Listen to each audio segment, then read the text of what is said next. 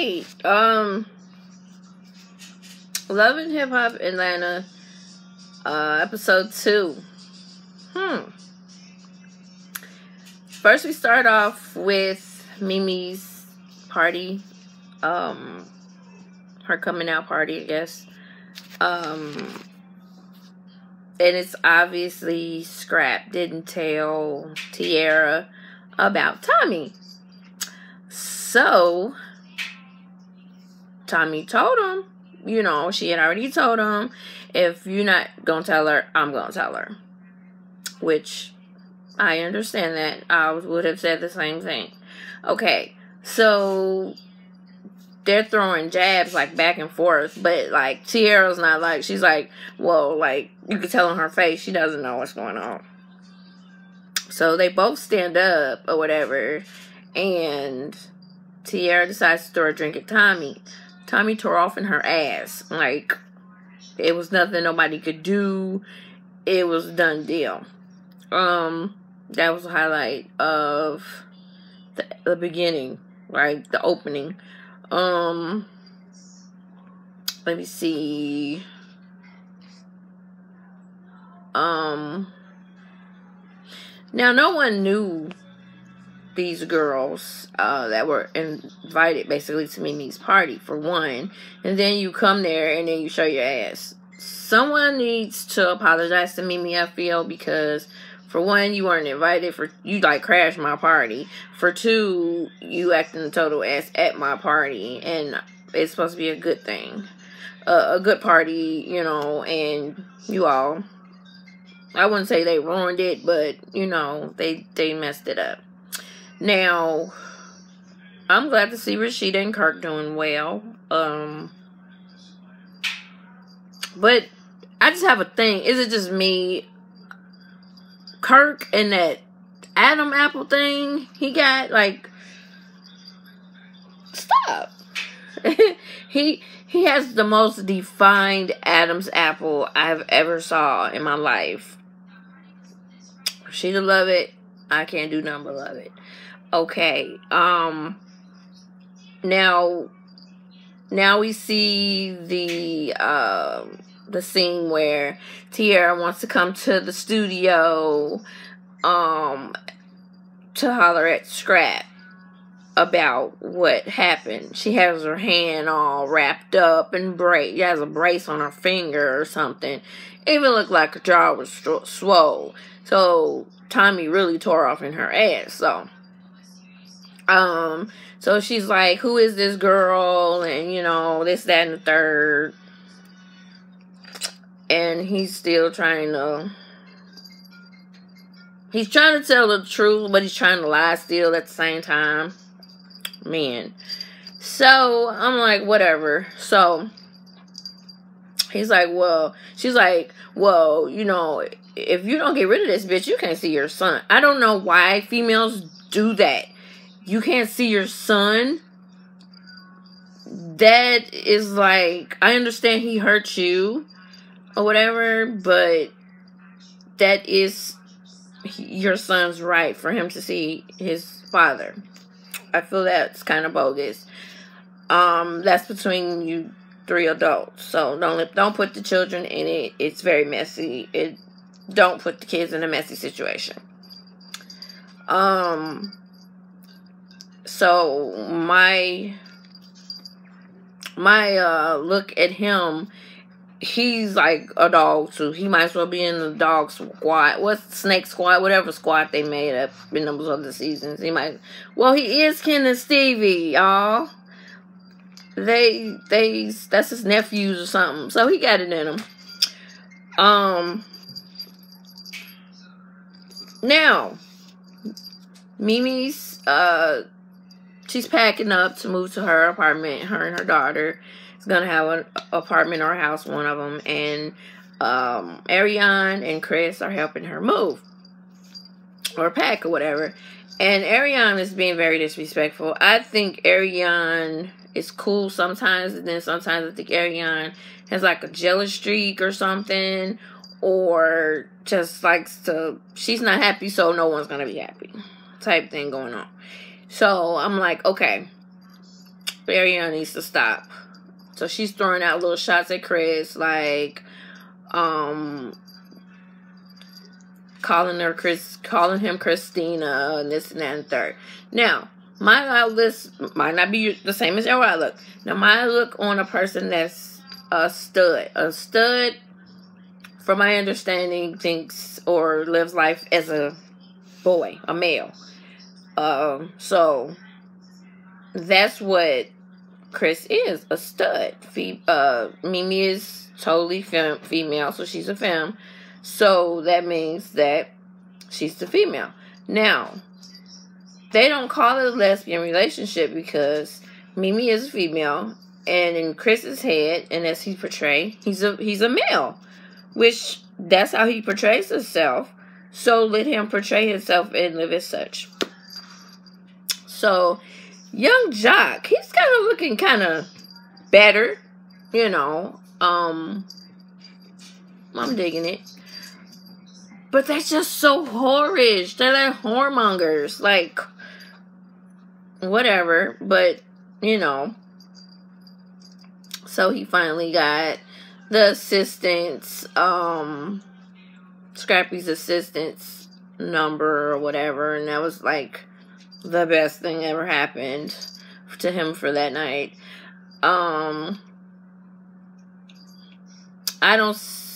I see it being a messy situation, like she was saying, as far as it might get in between some of their business with, you know, what they got going on or whatever. And we got two new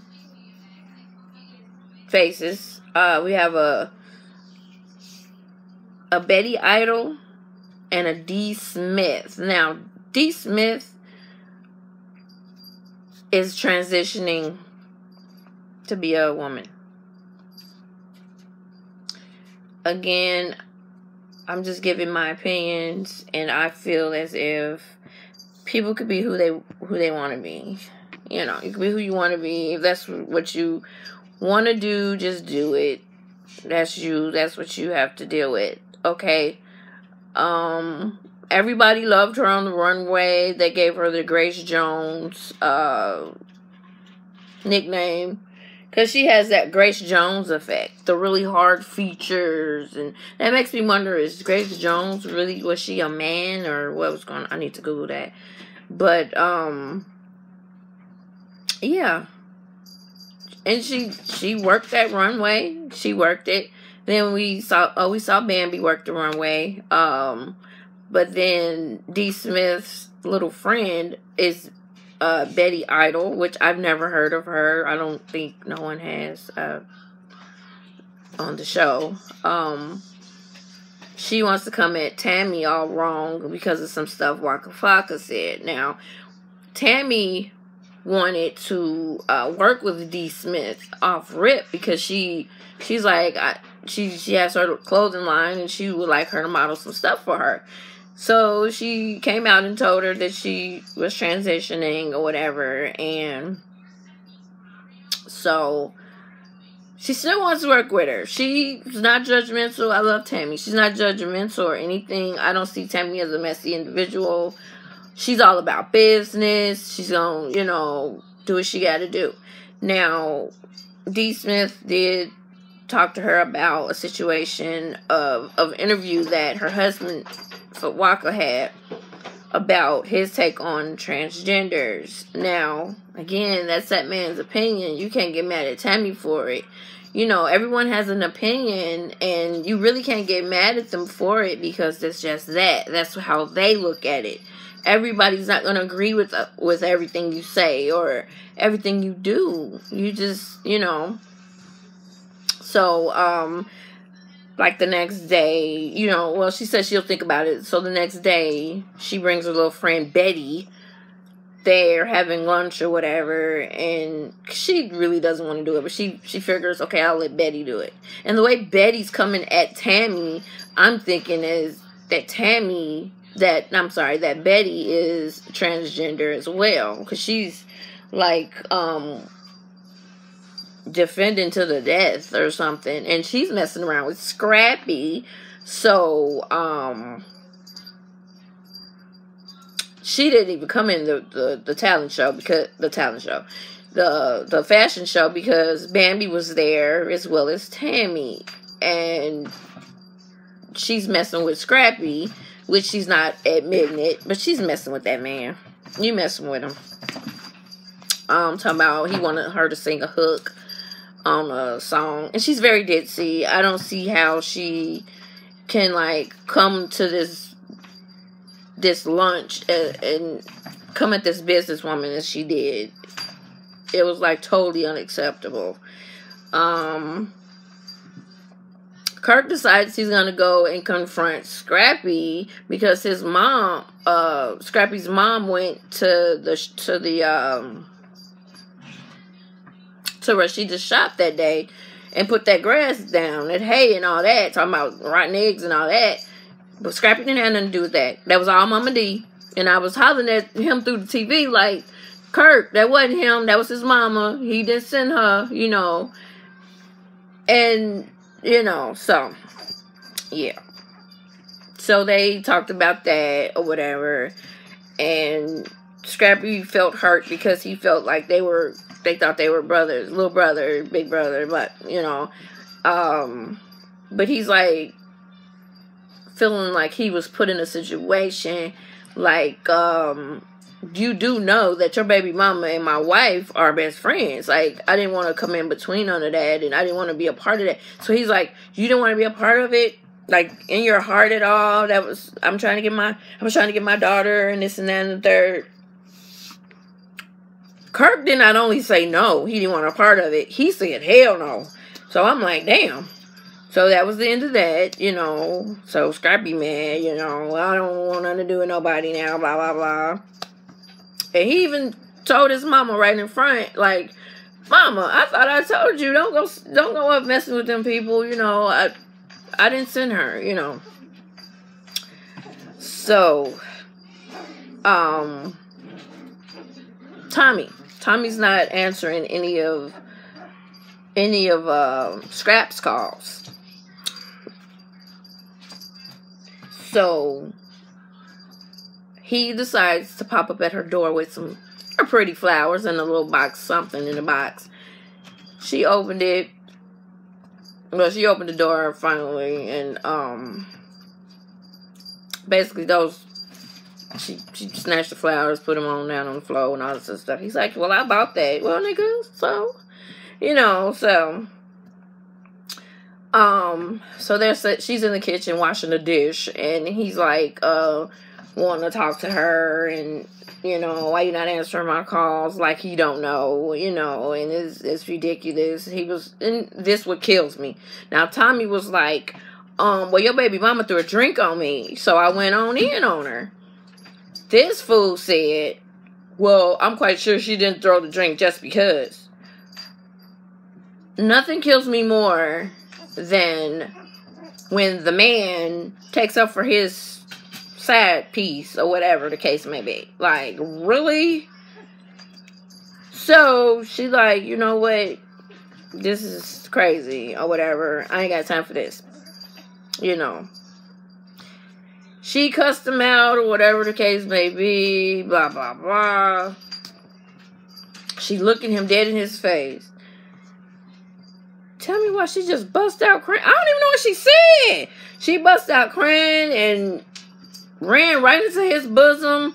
Like, you know, they hugging. And I'm like, what just happened? You know, I don't that dude, Scrap, said one real thing. And that one real thing I held on to. I even wrote it down. She asked him, Tommy asked him, do you love me? Do you even love me, Scrap? He's like, well, I just told you this the day ago and this and that. She's like, well, I'm asking you today. You know, shit changes, you know. He said, those 3 words don't mean nothing unless a verb is put to it. And that's so true. Like, you can tell me you love me all day long, but if you're not showing me you don't love me, you don't love me. You have to show it. You have to feel it. You have to feel the love. You have to be shown the love. That man said if he say nothing, and if he never, ever say nothing else true ever in life or on that show, that was something that I could take with me a long way. Because that's the truth. If words are nothing, you have to show, and it's serious. You can't play with people's emotions and think it's okay. You can't hurt people's feelings and think it's okay. And he wants her to sit down with his baby mama so they can get stuff hashed out so he can see his son and all that. Because she's like, you ain't seeing your son until she out the picture, basically. Basically, she's telling him, you can't have a life if it ain't with me. So, I don't know. My light just went out. Or did they just... But, yeah. So, that's my review for Love and Hip Hop in Atlanta. Episode 2. I will be keeping everybody updated on every episode. I will be uploading on Fridays because I want everybody to be seeing the show. I don't want to tell the show the things that happen if no one saw it. I'm going between Wednesdays and Fridays because I know we have people working. Everyone has a DVR damn near, but some don't.